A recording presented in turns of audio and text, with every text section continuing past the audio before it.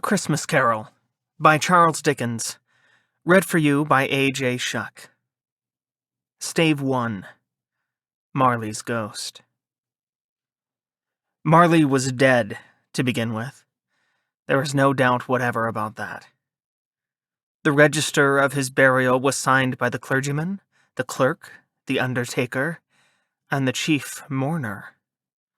Scrooge signed it, and Scrooge's name was good upon change for anything he chose to put his hand to. Old Marley was as dead as a doornail. Mind, I don't mean to say that I know of my own knowledge what there is particularly dead about a doornail. I might have been inclined myself to regard a coffin nail as the deadest piece of ironmongery in the trade. But the wisdom of our ancestors is in the simile, and my unhallowed hands shall not disturb it, or the country's done for. You will therefore permit me to repeat emphatically that Marley was as dead as a doornail. Scrooge knew he was dead? Of course he did. How could it be otherwise? Scrooge and he were partners for I don't know how many years. Scrooge was his sole executor, his sole administrator, his sole assign, his sole residuary legatee, his sole friend, and sole mourner. And even Scrooge was not so dreadfully cut up by the sad event, but that he was an excellent man of business on the very day of the funeral, and solemnized it with an undoubted bargain. The mention of Marley's funeral brings me back to the point I started from. There is no doubt that Marley was dead. This must be distinctly understood, or nothing wonderful can come of the story I am going to relate. If we were not perfectly convinced that Hamlet's father died before the play began, there would be nothing more remarkable in his taking a stroll at night in an easterly wind upon his own ramparts than there would be in any other middle-aged gentleman rashly turning out after dark in a breezy spot, say St. Paul's churchyard, for instance, literally to astonish his son's weak mind. Scrooge never painted out old Marley's name. There it stood, years afterwards, above the warehouse door. Scrooge and Marley. The firm was known as Scrooge and Marley. Sometimes people new to the business called Scrooge Scrooge, and sometimes Marley, but he answered to both names. It was all the same to him. Oh, but he was a tight-fisted hand at the grindstone, Scrooge. A squeezing, wrenching, grasping, scraping, clutching, covetous old sinner. Hard and sharp as flint, from which no steel had ever struck out generous fire. Secret and self-contained and solitary as an oyster. The cold within him froze his old features, nipped his pointed nose, shriveled his cheek, stiffened his gait, made his eyes red, his thin lips blue, and spoke out shrewdly in his grating voice. A frosty rime was on his head and on his eyebrows and his wiry chin. He carried his own low temperature always about with him. He iced his office in the dog days, and didn't thaw it 1 degree at Christmas. External heat and cold had little influence on Scrooge. No warmth could warm, no wintry weather chill him. No wind that blew was bitterer than he, no falling snow was more intent upon its purpose, no pelting rain less open to entreaty. Foul weather didn't know where to have him. The heaviest rain and snow and hail and sleet could boast of the advantage over him in only one respect. They often came down handsomely, and Scrooge never did. Nobody ever stopped him in the street to say with gladsome looks, "My dear Scrooge, how are you? When will you come to see me?" No beggars implored him to bestow a trifle. No children asked him what it was o'clock. No man or woman ever once in all his life inquired the way to such and such a place of Scrooge. Even the blind men's dogs appeared to know him, and when they saw him coming on, would tug their owners into doorways and up courts, and then would wag their tails as though they said, "No eye at all is better than an evil eye, Dark Master." But what did Scrooge care? It was the very thing he liked. To edge his way along the crowded paths of life, warning all human sympathy to keep its distance, was what the knowing ones call nuts to Scrooge. Once upon a time, of all the good days in the year, on Christmas Eve, old Scrooge sat busy in his counting-house. It was cold, bleak, biting weather, foggy withal, and he could hear the people in the court outside go wheezing up and down, beating their hands upon their breasts and stamping their feet upon the pavement stones to warm them. The city clocks had only just gone 3, but it was quite dark already. It had not been light all day, and candles were flaring in the windows of the neighboring offices like ruddy smears upon the palpable brown air. The fog came pouring in at every chink and keyhole, and was so dense without that although the court was of the narrowest, the houses opposite were mere phantoms. To see the dingy cloud come drooping down, obscuring everything, one might have thought that nature lived hard by and was brewing on a large scale. The door of Scrooge's counting-house was open, that he might keep his eye upon his clerk, who, in a dismal little cell beyond, a sort of tank, was copying letters. Scrooge had a very small fire, but the clerk's fire was so very much smaller that it looked like one coal. But he couldn't replenish it, for Scrooge kept the coal box in his own room, and so surely as the clerk came in with the shovel, the master predicted it would be necessary for them to part. Wherefore, the clerk put on his white comforter, and tried to warm himself at the candle, in which, not being a man of strong imagination, he failed. "A Merry Christmas, Uncle! God save you!" cried a cheerful voice. It was the voice of Scrooge's nephew, who came upon him so quickly that this was the first intimation he had of his approach. "Bah," said Scrooge. "Humbug." He had so heated himself with rapid walking in the fog and frost, this nephew of Scrooge's, that he was all in a glow.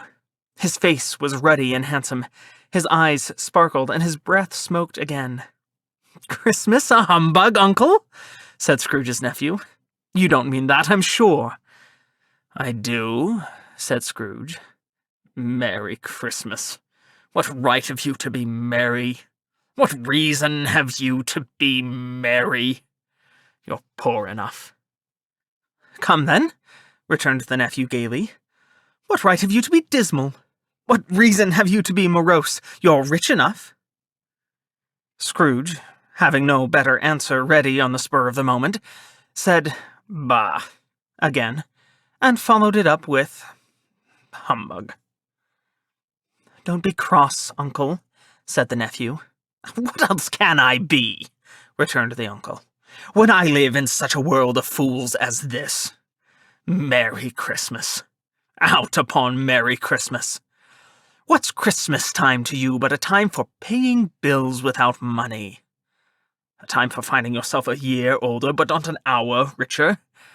A time for balancing your books and having every item in 'em through a round dozen of months presented dead against you? If I could work my will," said Scrooge indignantly, "every idiot who goes about with Merry Christmas on his lips should be boiled with his own pudding and buried with a stake of holly through his heart, he should." "Uncle!" pleaded the nephew. "Nephew!" returned the uncle sternly. "Keep Christmas in your own way, and let me keep it in mine." "Keep it?" repeated Scrooge's nephew. "But you don't keep it."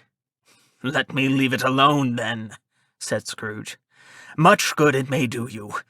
Much good it has ever done you."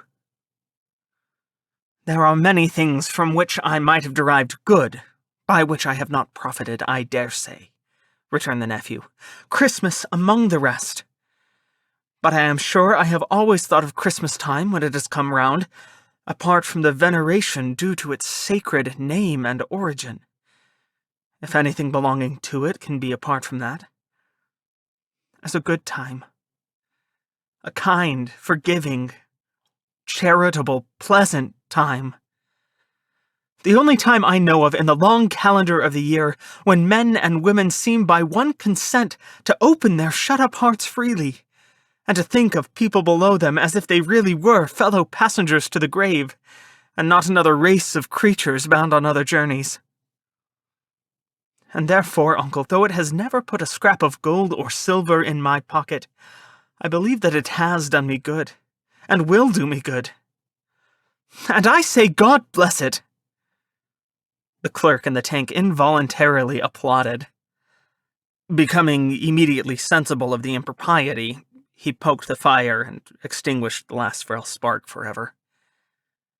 "Let me hear another sound from you," said Scrooge, "and you'll keep your Christmas by losing your situation." "You're quite a powerful speaker, sir," he added, turning to his nephew. "I wonder you don't go into Parliament." "Don't be angry, uncle. Come, dine with us tomorrow." Scrooge said that he would see him. Yes, indeed he did. He went the whole length of the expression, and said that he would see him in that extremity first. "But why?" cried Scrooge's nephew. "Why?" "Why did you get married?" said Scrooge. "Because I fell in love." "Because you fell in love," growled Scrooge, as if that were the only thing in the world more ridiculous than a Merry Christmas. "Good afternoon." "Nay, uncle, but you never came to see me before that happened. Why give it as a reason for not coming now?" "Good afternoon," said Scrooge. "I want nothing from you. I ask nothing of you. Why cannot we be friends?" "Good afternoon," said Scrooge. "I am sorry with all my heart to find you so resolute. We have never had any quarrel to which I have been a party. But I have made the trial in homage to Christmas, and I'll keep my Christmas humor to the last. So, a Merry Christmas, uncle." "Good afternoon," said Scrooge. "And a Happy New Year." "Good afternoon," said Scrooge. His nephew left the room without an angry word notwithstanding. He stopped at the outer door to bestow the greetings of the season on the clerk, who, cold as he was warmer than Scrooge, for he returned them cordially. "There's another fellow," muttered Scrooge, who overheard him. "My clerk, with 15 shillings a week and a wife and family, talking about a Merry Christmas. I'll retire to Bedlam." This lunatic, in letting Scrooge's nephew out, had let 2 other people in. They were portly gentlemen, pleasant to behold, and now stood with their hats off in Scrooge's office. They had books and papers in their hands, and bowed to him. "Scrooge and Marley's, I believe," said one of the gentlemen, referring to his list. "Have I the pleasure of addressing Mr. Scrooge or Mr. Marley?" "Mr. Marley has been dead these 7 years," Scrooge replied. "He died 7 years ago this very night."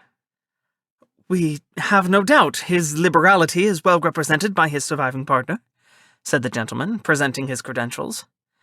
It certainly was, for they had been 2 kindred spirits. At the ominous word, liberality, Scrooge frowned and shook his head, and handed the credentials back. "At this festive season of the year, Mr. Scrooge," said the gentleman, taking up a pen, "it is more than usually desirable that we should make some slight provision for the poor and destitute, who suffer greatly at the present time. Many thousands are in want of common necessaries. Hundreds of thousands are in want of common comforts, sir." "Are there no prisons?" asked Scrooge. "Plenty of prisons," said the gentleman, laying down the pen again. "And the union workhouses," demanded Scrooge. "Are they still in operation?" "They are, still," returned the gentleman. "I wish I could say they were not." "The treadmill and the poor law are in full vigor, then?" said Scrooge. "Both very busy, sir." "Oh, I was afraid from what you said at first that something had occurred to stop them in their useful course," said Scrooge. "I'm very glad to hear it." "Under the impression that they scarcely furnish Christian cheer of mind or body to the multitude," returned the gentleman, "a few of us are endeavoring to raise a fund to buy the poor some meat and drink and means of warmth. We choose this time because it is a time of all others when want is keenly felt, and abundance rejoices. What shall I put you down for?" "Nothing," Scrooge replied. "You wish to be anonymous?" "I wish to be left alone," said Scrooge. "Since you ask me what I wish, gentlemen, that is my answer. I don't make merry myself at Christmas, and I can't afford to make idle people merry. I help to support the establishments I have mentioned. They cost enough, and those who are badly off must go there." "Many can't go there, and many would rather die." "If they would rather die," said Scrooge, "they had better do it, and decrease the surplus population. Besides, excuse me, I don't know that." "But you might know it," observed the gentleman. "It's not my business," Scrooge returned. "It's enough for a man to understand his own business and not to interfere with other people's. Mine occupies me constantly. Good afternoon, gentlemen." Seeing clearly that it would be useless to pursue their point, the gentleman withdrew. Scrooge resumed his labors with an improved opinion of himself, and in a more facetious temper than was usual with him.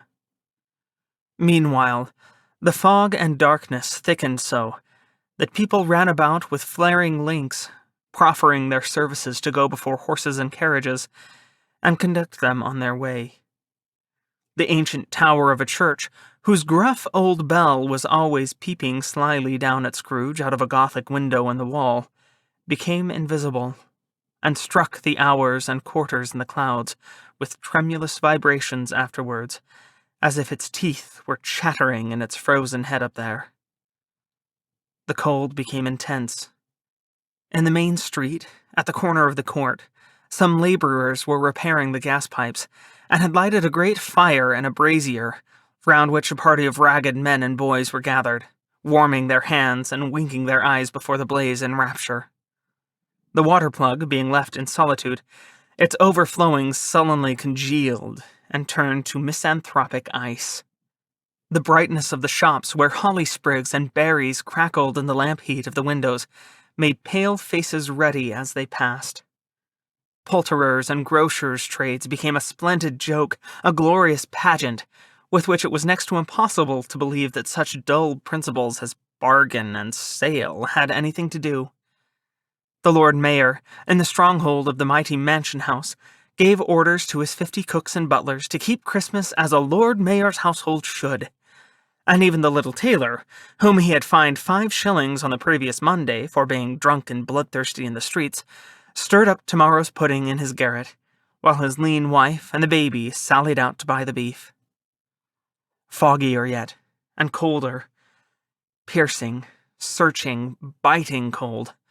If the good St. Dunstan had but nipped the evil spirit's nose with a touch of such weather as that, instead of using his familiar weapons, then indeed he would have roared to lusty purpose. The owner of one scant young nose, gnawed and mumbled by the hungry cold as bones are gnawed by dogs, stooped down at Scrooge's keyhole to regale him with a Christmas carol. But at the first sound of "God rest you, merry gentlemen, let nothing you dismay," Scrooge seized the ruler with such energy of action that the singer fled in terror, leaving the keyhole to the fog, and even more congenial frost. At length, the hour of shutting up the counting-house arrived. With an ill will, Scrooge dismounted from his stool, and tacitly admitted the fact to the expectant clerk in the tank, who instantly snuffed his candle out and put on his hat. "You'll want all day tomorrow, I suppose," said Scrooge. "If quite convenient, sir."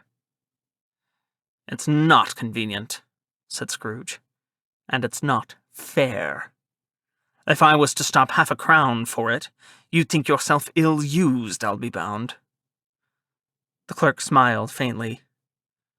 "And yet," said Scrooge, "you don't think me ill-used when I pay a day's wages for no work." The clerk observed that it was only once a year. "A poor excuse for picking a man's pocket every 25th of December," said Scrooge, buttoning his greatcoat to the chin. "But I suppose you must have the whole day. Be here all the earlier next morning." The clerk promised that he would, and Scrooge walked out with a growl. The office was closed in a twinkling, and the clerk, with the long ends of his white comforter dangling below his waist, for he boasted no greatcoat, went down a slide on Cornhill at the end of a lane of boys 20 times in honor of its being Christmas Eve, and then ran home to Camden Town as hard as he could pelt to play at blind man's buff. Scrooge took his melancholy dinner in his usual melancholy tavern, and having read all the newspapers and beguiled the rest of the evening with his banker's book, went home to bed. He lived in chambers which had once belonged to his deceased partner. They were a gloomy suite of rooms, in a lowering pile of building up a yard, where it had so little business to be that one could scarcely help fancying it must have run there when it was a young house, playing at hide-and-seek with other houses, and forgotten the way out again. It was old enough now, and dreary enough, for nobody lived in it but Scrooge, the other rooms being all let out as offices. The yard was so dark that even Scrooge, who knew its every stone, was fain to grope with his hands. The fog and frost so hung about the black old gateway of the house that it seemed as if the genius of the weather sat in mournful meditation on the threshold. Now, it is a fact that there was nothing at all particular about the knocker on the door, except that it was very large. It is also a fact that Scrooge had seen it, night and morning, during his whole residence in that place. Also, that Scrooge had as little of what is called fancy about him as any man in the city of London, even including, which is a bold word, the corporation, alderman, and livery. Let it also be borne in mind that Scrooge had not bestowed one thought on Marley since his last mention of his 7 years dead partner that afternoon. And then let any man explain to me, if he can, how it happened that Scrooge, having his key in the lock of the door, saw in the knocker, without its undergoing any intermediate process of change, not a knocker, but Marley's face. Marley's face. It was not in impenetrable shadow, as the other objects in the yard were, but had a dismal light about it, like a bad lobster in a dark cellar. It was not angry or ferocious, but looked at Scrooge as Marley used to look, with ghostly spectacles turned up on its ghostly forehead. The hair was curiously stirred, as if by breath or hot air, and though the eyes were wide open, they were perfectly motionless. That, and its livid color, made it horrible. But its horror seemed to be in spite of the face, and beyond its control, rather than a part of its own expression. As Scrooge looked fixedly at this phenomenon, it was a knocker again. To say that he was not startled, or that his blood was not conscious of a terrible sensation to which it had been a stranger from infancy, would be untrue. But he put his hand upon the key he had relinquished, turned it sturdily, walked in, and lighted his candle. He did pause with a moment's irresolution before he shut the door, and he did look cautiously behind at first, as if he half expected to be terrified with the sight of Marley's pigtail sticking out into the hall. But there was nothing on the back of the door, except the screws and nuts that held the knocker on. So he said, "Pooh, pooh," and closed it with a bang. The sound resounded through the house like thunder. Every room above and every cask in the wine merchant's cellars below appeared to have a separate peal of echoes of its own. Scrooge was not a man to be frightened by echoes. He fastened the door and walked across the hall and up the stairs, slowly, too, trimming his candle as he went.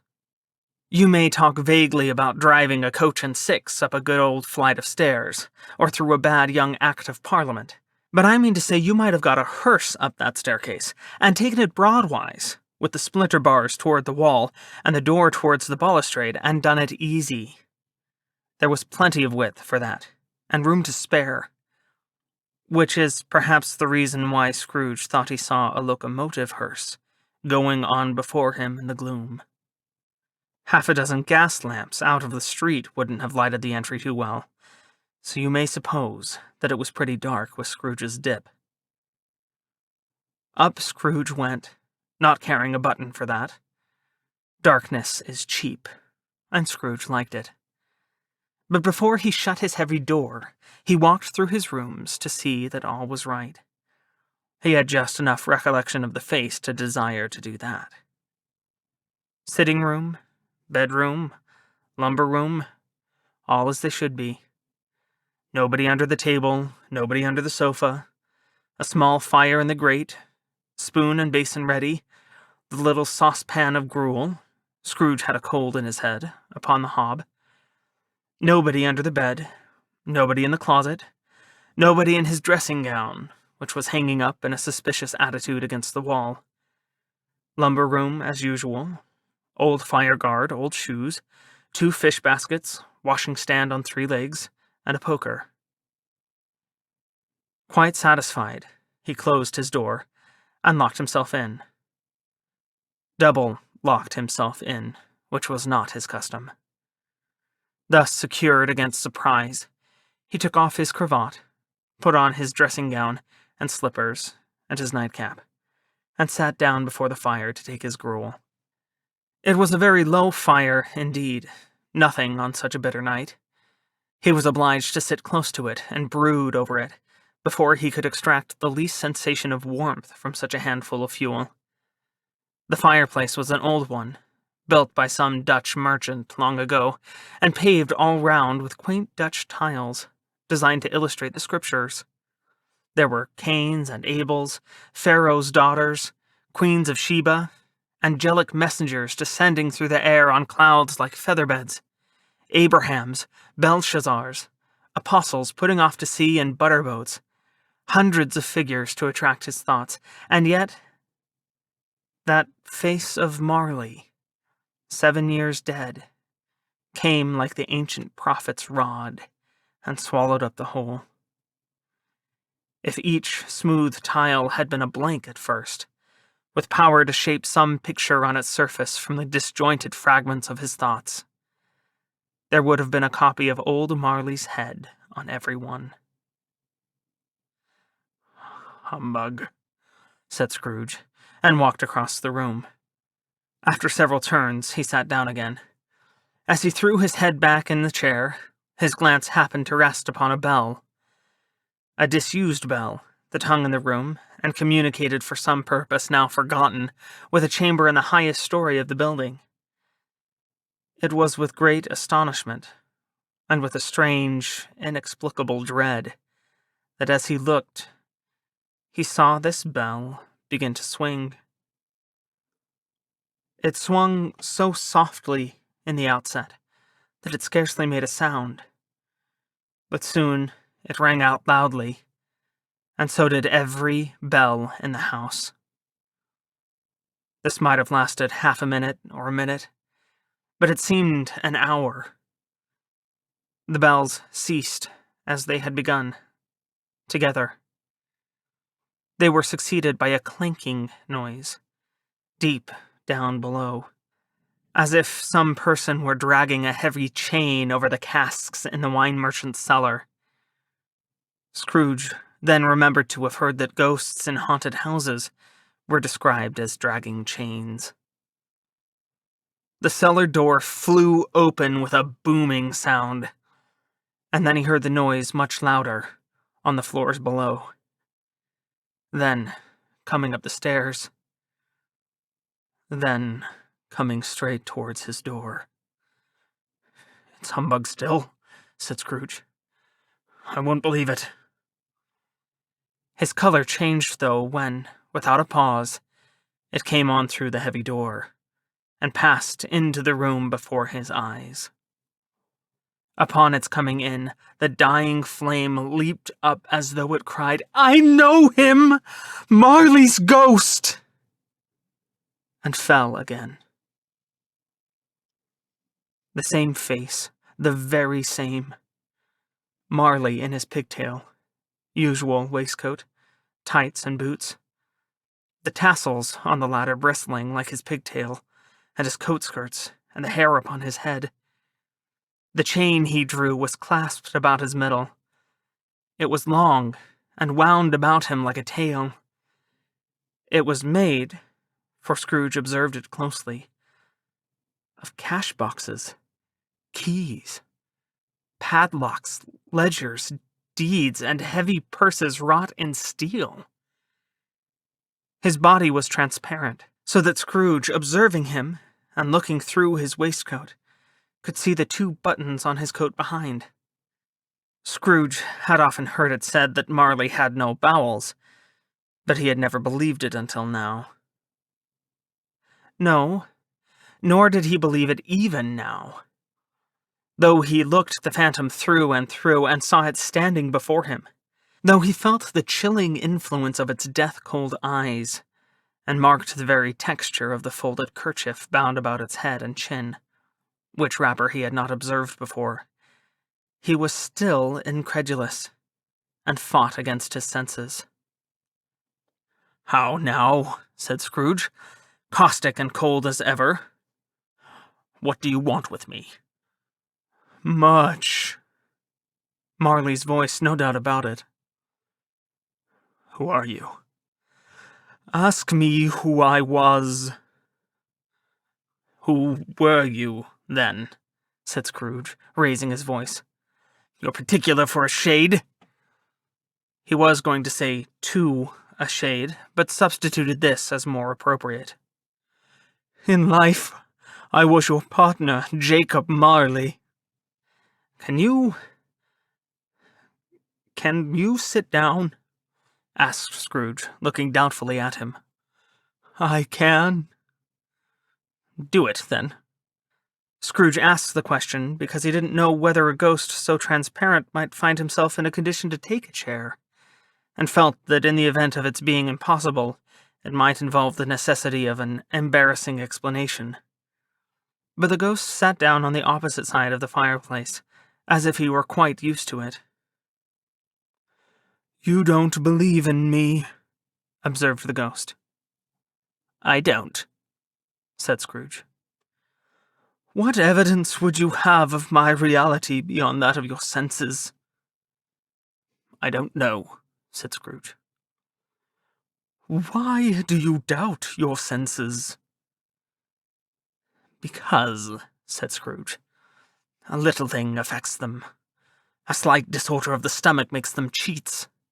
You may be an undigested bit of beef, a blot of mustard, a crumb of cheese, a fragment of an underdone potato. There's more of gravy than of grave about you, whatever you are."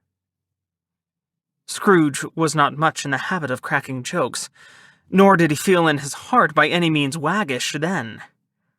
The truth is that he tried to be smart as a means of distracting his own attention and keeping down his terror, for the spectre's voice disturbed the very marrow in his bones.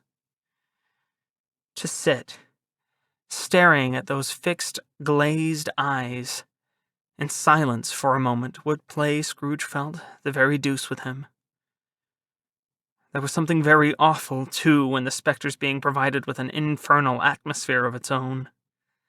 Scrooge could not feel it himself, but this was clearly the case, for though the ghost sat perfectly motionless, its hair and skirts and tassels were still agitated, as by the hot vapor from an oven. "You see this toothpick?" said Scrooge, returning quickly to the charge for the reason just assigned, and wishing, though it were only for a second, to divert the vision's stony gaze from himself. "I do," replied the ghost. "You were not looking at it," said Scrooge. "But I see it," said the ghost, "notwithstanding." "Well," returned Scrooge, "I have but to swallow this, and be for the rest of my days persecuted by a legion of goblins, all of my own creation. Humbug, I tell you. Humbug." At this the spirit raised a frightful cry, and shook its chain with such a dismal and appalling noise that Scrooge held on tight to his chair to save himself from falling in a swoon. But how much greater was his horror when the phantom, taking off the bandage round its head, as if it were too warm to wear indoors, its lower jaw dropped down upon its breast. Scrooge fell upon his knees and clasped his hands before his face. "Mercy," he said. "Dreadful apparition, why do you trouble me?" "Man of the worldly mind," replied the ghost, "do you believe in me or not?" "I do," said Scrooge. "I must. But why do spirits walk the earth? And why do they come to me?" "It is required of every man," the ghost returned, "that the spirit within him should walk abroad among his fellow men, and travel far and wide. And if that spirit goes not forth in life, it is condemned to do so after death. It is doomed to wander through the world. Oh, woe is me! And witness what it cannot share, but might have shared on earth, and turned to happiness." Again the spectre raised a cry, and shook its chain, and wrung its shadowy hands. "You are fettered," said Scrooge, trembling. "Tell me why." "I wear the chain I forged in life," replied the ghost. "I made it link by link and yard by yard. I girded it on of my own free will, and of my own free will I wore it. Is its pattern strange to you?" Scrooge trembled more and more. "Or would you know," pursued the ghost, "the weight and length of the strong coil you bear yourself? It was full as heavy and as long as this 7 Christmas Eves ago. You have labored on it since. It is a ponderous chain." Scrooge glanced about him on the floor, in the expectation of finding himself surrounded by some 50 or 60 fathoms of iron cable. But he could see nothing. "Jacob," he said imploringly. "Old Jacob Marley, tell me more. Speak comfort to me, Jacob." "I have none to give," the ghost replied. "It comes from other regions, Ebenezer Scrooge, and is conveyed by other ministers to other kinds of men. Nor can I tell you what I would. A very little more is all permitted to me. I cannot rest. I cannot stay. I cannot linger anywhere. My spirit never walked beyond our counting-house. Mark me, in life my spirit never roved beyond the narrow limits of our money-changing hole, and weary journeys lie before me." It was a habit with Scrooge, whenever he became thoughtful, to put his hands in his breeches pockets. Pondering on what the ghost had said, he did so now, but without lifting up his eyes or getting off his knees. "You must have been very slow about it, Jacob," Scrooge observed, in a business-like manner, though with humility and deference. "Slow?" the ghost repeated. 7 years dead," mused Scrooge, "and travelling all the time." "The whole time," said the ghost. "No rest, no peace, incessant torture of remorse." "You travel fast?" said Scrooge. "On the wings of the wind," replied the ghost. "You might have got over a great quantity of ground in 7 years," said Scrooge. The ghost, on hearing this, set up another cry, and clanked its chain so hideously in the dead silence of the night, that the ward would have been justified in indicting it for a nuisance. "O captive bound and double-ironed," cried the phantom, "not to know that ages of incessant labor by immortal creatures for this earth must pass into eternity before the good of which it is susceptible is all developed. Not to know that any Christian spirit working kindly in its little sphere, whatever it may be, will find its mortal life too short for its vast means of usefulness. Not to know that no space of regret can make amends for one life's opportunity misused. Yet, such was I. Oh, such was I." "But you were always a good man of business, Jacob," faltered Scrooge, who now began to apply this to himself. "Business?" cried the ghost, wringing its hands again. "Mankind was my business. The common welfare was my business. Charity, mercy, forbearance, and benevolence were all my business. The dealings of my trade were but a drop of water in the comprehensive ocean of my business." It held up its chain at arm's length, as if that were the cause of all its unavailing grief, and flung it heavily upon the ground again. "At this time of the rolling year," the spectre said, "I suffer most. Why did I walk through crowds of fellow beings with my eyes turned down, and never raise them to that blessed star which led the wise men to a poor abode? Were there no poor homes to which its light would have conducted me?" Scrooge was very much dismayed to hear the spectre going on at this rate, and began to quake exceedingly. "Hear me," cried the ghost. "My time is nearly gone." "I will," said Scrooge. "But don't be hard upon me. Don't be flowery, Jacob, pray. How it is that I appear before you in a shape that you can see I may not tell. I have sat invisible beside you many and many a day."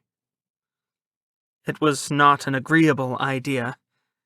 Scrooge shivered and wiped the perspiration from his brow. "That is no light part of my penance," pursued the ghost. "I am here tonight to warn you that you have yet a chance and hope of escaping my fate. A chance and hope of my procuring, Ebenezer." "You were always a good friend to me," said Scrooge. "Thank ye." "You will be haunted," resumed the ghost, "by 3 spirits." Scrooge's countenance fell, almost as low as the ghost's had done. "Is that the chance and hope you mentioned, Jacob?" he demanded in a faltering voice. "It is. I "I think I'd rather not," said Scrooge. "Without their visits," said the ghost, "you cannot hope to shun the path I tread. Expect the first tomorrow, when the bell tolls 1. "Couldn't I take 'em all at once and have it over, Jacob?" hinted Scrooge. "Expect the second on the next night, at the same hour. The third upon the next night, when the last stroke of 12 has ceased to vibrate. Look to see me no more, and look that for your own sake you remember what has passed between us." When it had said these words, the spectre took its wrapper from the table and bound it round its head as before. Scrooge knew this by the smart sound its teeth made when the jaws were brought together by the bandage. He ventured to raise his eyes again, and found his supernatural visitor confronting him in an erect attitude, with its chain wound over and about its arm. The apparition walked backward from him, and at every step it took, the window raised itself a little, so that when the spectre reached it, it was wide open. It beckoned Scrooge to approach, which he did. When they were within 2 paces of each other, Marley's ghost held up its hand, warning him to come no nearer. Scrooge stopped, not so much in obedience as in surprise and fear. For on the raising of the hand, he became sensible of confused noises in the air, incoherent sounds of lamentation and regret, wailings inexpressibly sorrowful and self-accusatory. The spectre, after listening for a moment, joined in the mournful dirge, and floated out upon the bleak, dark night. Scrooge followed to the window, desperate in his curiosity. He looked out. The air was filled with phantoms, wandering hither and thither in restless haste and moaning as they went. Every one of them wore chains, like Marley's ghost. Some few, they might be guilty of governments, were linked together. None were free. Many had been personally known to Scrooge in their lives. He had been quite familiar with one old ghost in a white waistcoat, with a monstrous iron safe attached to its ankle, who cried piteously at being unable to assist a wretched woman with an infant, whom it saw below upon a doorstep. The misery with them all was clearly that they sought to interfere for good in human matters, and had lost the power forever. Whether these creatures faded into mist, or mist enshrouded them, he could not tell. But they and their spirit voices faded together, and the night became as it had been when he walked home. Scrooge closed the window, and examined the door by which the ghost had entered. It was double-locked, as he had locked it with his own hands, and the bolts were undisturbed. He tried to say, "Humbug," but stopped at the first syllable. And being, from the emotion he had undergone, or the fatigues of the day, or his glimpse of the invisible world, or the dull conversation of the ghost, or the lateness of the hour, much in need of repose, went straight to bed without undressing, and fell asleep upon the instant.